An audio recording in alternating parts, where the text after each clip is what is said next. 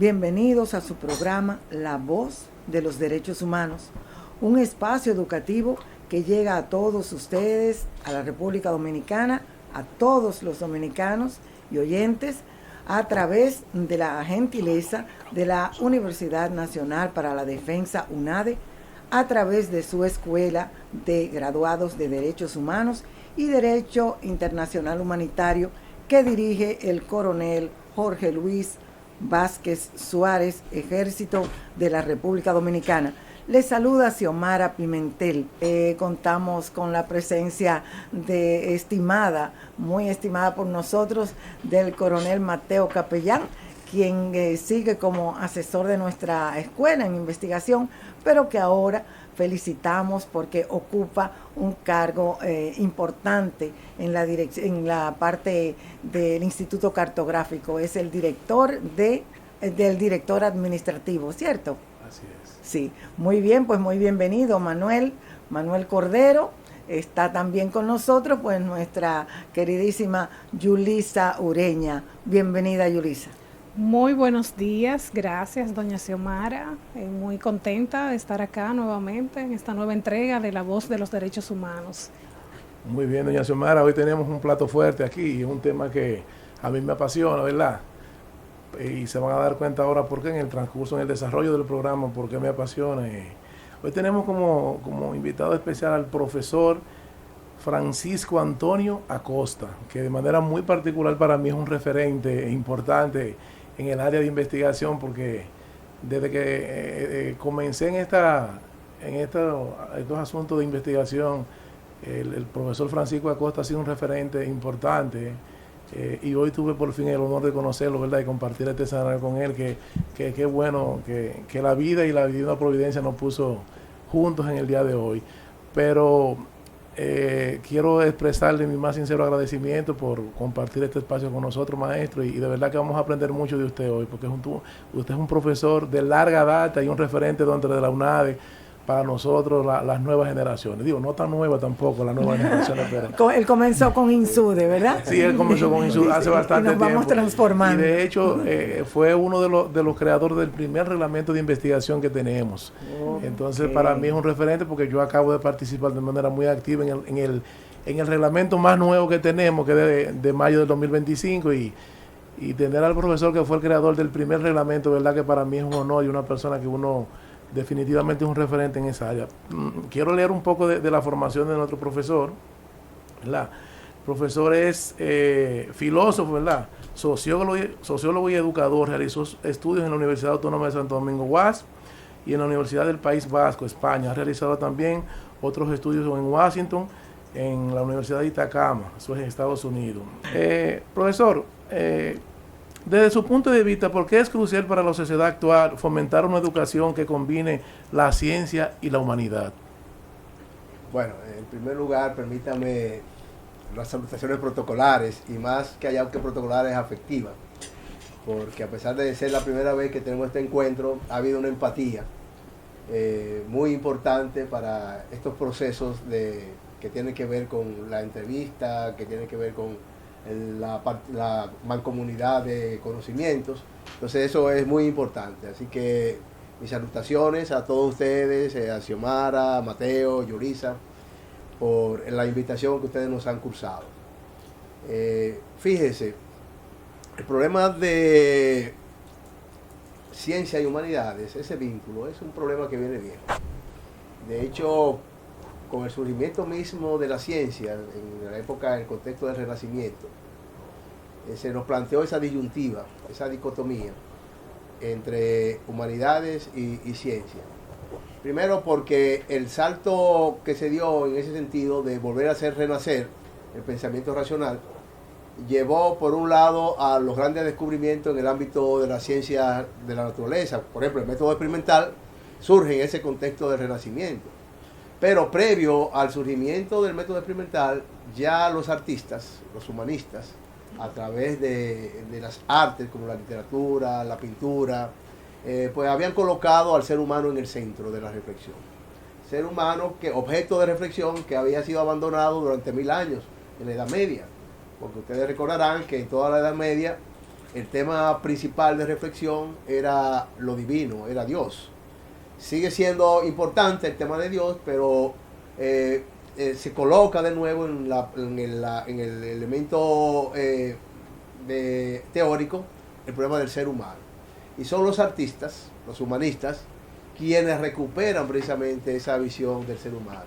Ahí vamos a tener a Dante con la Divina Comedia, vamos a tener a Miguel Ángel, vamos a tener a los grandes pintores de la época que recuperan precisamente el ser humano como un objeto de reflexión, y de allí pues aparece una disciplina como la anatomía, que era la necesidad de estudiar el cuerpo humano.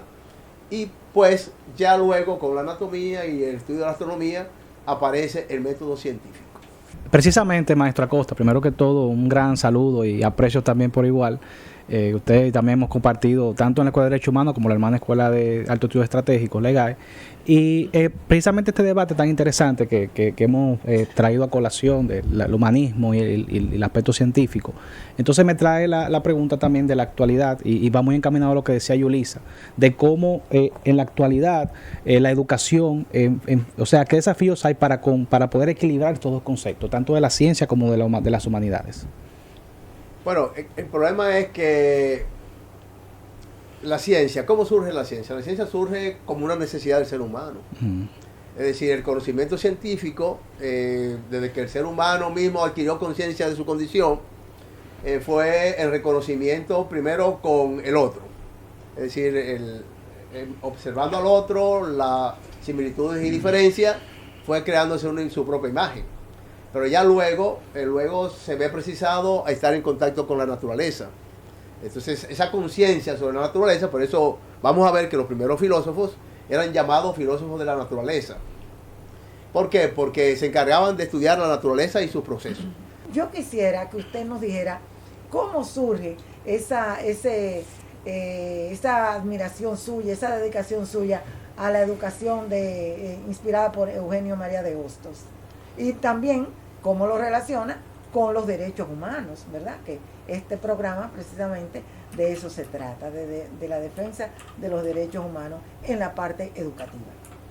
Muy interesante la pregunta, porque al igual que Pablo en su época, con respecto al cristianismo, yo llegué tarde al hostosianismo. A pesar de que la educación dominicana tiene que ver mucho con Hostos. Hostos fue el primer reformador del sistema educativo dominicano a finales del siglo XIX. Y todo lo que tenemos en términos educativos todavía, con sus virtudes y defectos, sigue siendo una propuesta de Hostos, aunque incompleta. Todavía la propuesta de Hostos yo entiendo que no se ha podido llevar a cabalidad por diferentes razones que no viene al caso ahora analizarla. Sin embargo, llegar a Hostos un poco tarde tiene sus bemoles, tiene sus dificultades, pero uno ha descubierto en un Hostos un nombre inagotable en términos del pensamiento. Porque cuando hablamos de geografía vamos a ver que Hostos fue el creador del primer sistema de comunicación terrestre que hizo República Dominicana. No sabía. El primer ferrocarril que fue Hostos que lo diseñó. E incluso no tan solo lo diseñó, sino que trabajó en él.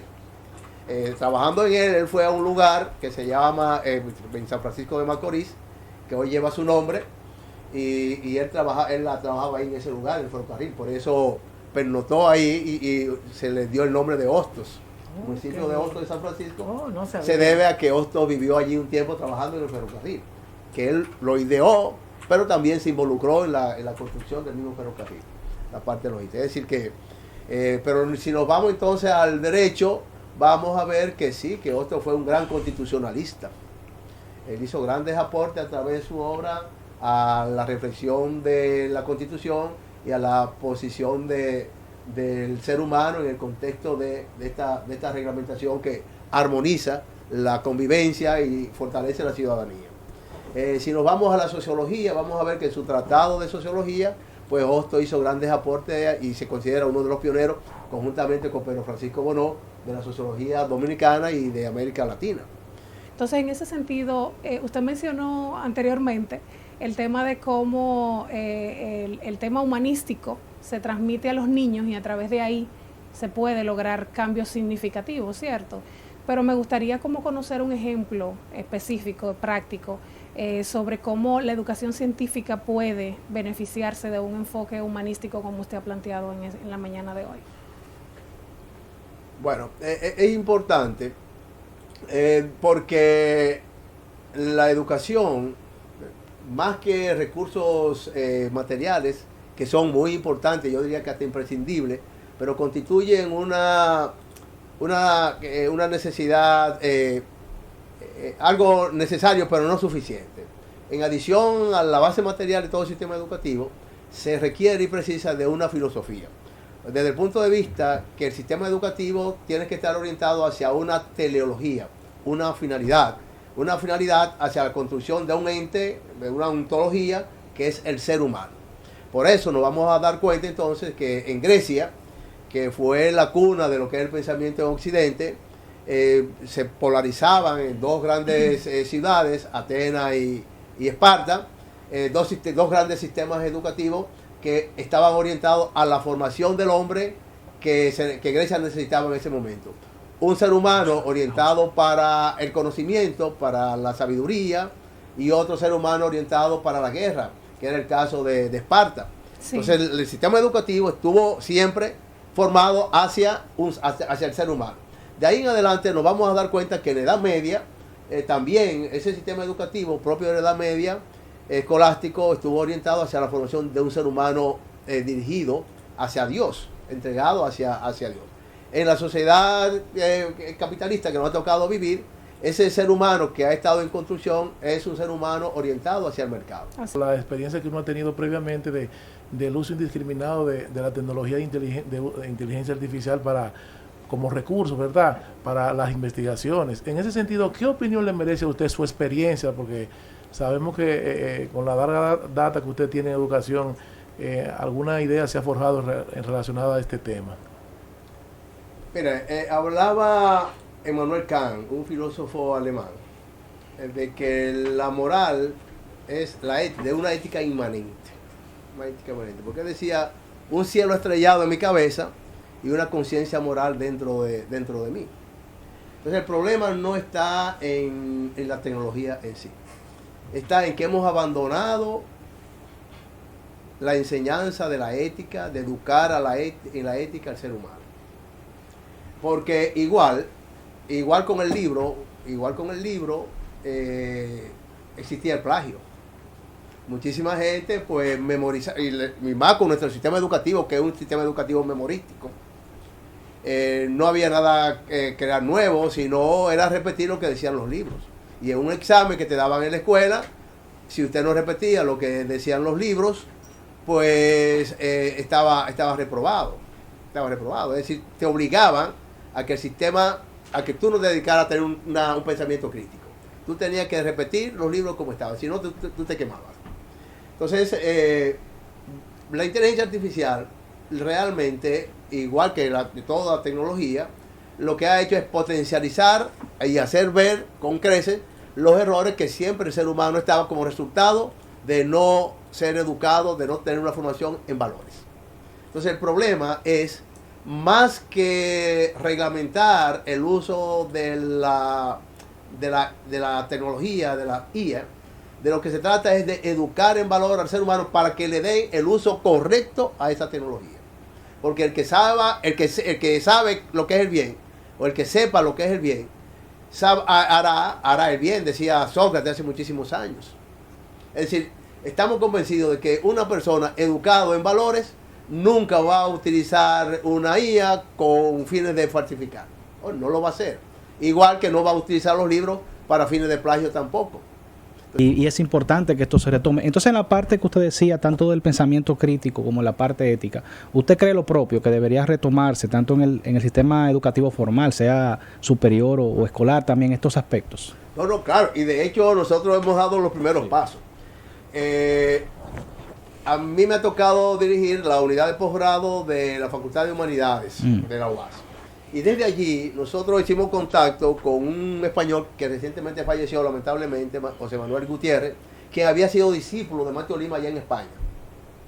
Y con él, pues, trajimos unos talleres del método Lima.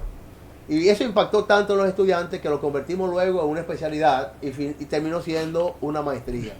Una maestría en filosofía para niños, en donde ya tuvimos 2 cohortes de esa maestría y los profesores están en las aulas tratando. Pero usted se imagina, si en lugar de ser 2 cohortes, todos los distritos educativos, todas las regionales educativas estuvieran orientadas hacia esa formación para luego reproducirla en las aulas, con el método Lipman. Eso fue una revolución en términos educativos, un cambio radical en términos educativos, porque le estamos enseñando a los niños a pensar.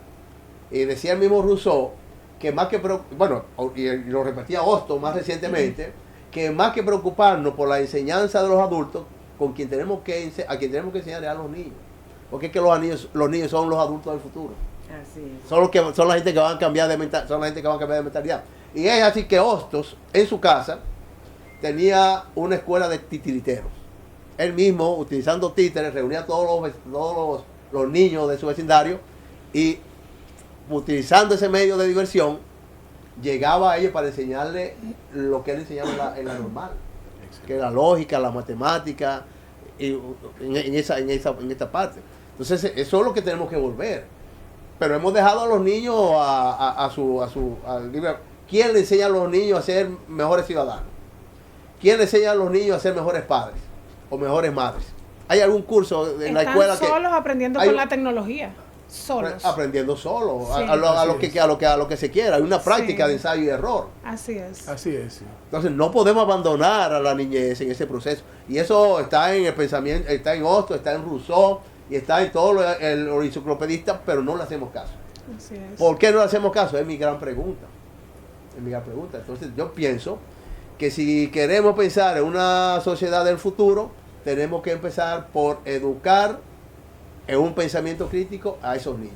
Cuando esos niños lleguen el momento de utilizar la tecnología, la van a utilizar de manera racional. Licenciado Acosta, me gustaría escuchar de usted qué políticas o iniciativas concretas usted cree que se podrían implementar. Usted habló del tema de que en todos los sistemas educativos se implemente esta iniciativa que usted mencionó anteriormente, pero ¿qué se puede hacer? O sea, en esta lucha de el sistema educativo contra la tecnología, que son, como acaba de mencionar, los que están educando a los niños actualmente. Bueno, recuerden, no en contra de la tecnología, porque no sería correcto, ¿verdad? Porque lo mismo pasaba con los libros. En un momento determinado, recuerden que había la quema de libros, porque creían que los libros ya le hacían daño a la gente. La famosa novela de caballería, decían que los libros volvían a la gente loca. Claro, y la quema de la biblioteca de Alejandría. Bueno, Alejandría, ¿verdad? Así es. Entonces, siempre va a haber esa tendencia a que aquello que cambia la visión. Entonces, lo que estamos hablando es, más que esa parte, es que elaboremos una propuesta de educación en valores. Educación en valores orientada hacia la niñez. Hacia la niñez, porque son los adultos del futuro, y que eso le va a llevar a utilizar de manera racional y ética el uso de la tecnología, o como un medio para potencializar el pensamiento y desarrollar el pensamiento crítico. Entonces tenemos que insistir en esa parte. Y ya ustedes lo están haciendo, porque de hecho, tener este programa, ya eso tiene esas grandes implicaciones. Sí. Entonces le comentábamos de que los resultados de que hemos estado repitiendo a otros, lo que busca es crear esa conciencia. Ya pensamos que detrás de esos congresos, más dominicanos ya conocen a Hostos. Porque siempre la gente que participa son gente diferente. ¿Qué significa? Que cada año hay más gente leyendo a Hostos. Sí. Se va a terminar, faltarían muchos años más todavía para que la idea de Hostos, que hace 100 años, 200 años, estamos hablando de 1800, finales de 1800, que hizo su reforma educativa. Nos hubiese encantado hablar con usted de la labor de ISFODOSU, también de la labor que usted desarrolló desde la UAS en la parte de la educación virtual, los libros que usted también ha publicado y el impacto. Pero un último mensaje que usted nos ofrezca en un breve minuto que tenemos para despedir el programa. Les diría que un mundo mejor es posible. Estamos convencidos, estamos trabajando para eso, pero que un mundo peor también es posible. Wow. que retomemos el pensamiento propositivo que la historia de la humanidad nos ha planteado para proyectarlo de cara a ese mundo mejor que estamos por construir. Creo que Hostos es un paradigma para emular. Hay que retomar el pensamiento hostosiano, hay que retomar el pensamiento de Martin Lippmann, hay que retomar el pensamiento de Edgar Morin sobre una ciencia de la complejidad, una ciencia integradora que es tan necesaria precisamente en un mundo globalizado como el que hoy tenemos, que no se trata también de globalizar un mercado, sino de globalizar un pensamiento alrededor de la creación de un ser humano mejor.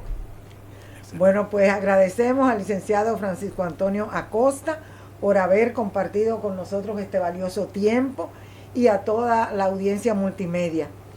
Muchísimas gracias por estar en sintonía. Los esperamos el próximo sábado. A Dios y a la patria les pedimos bendición. Hasta el próximo sábado.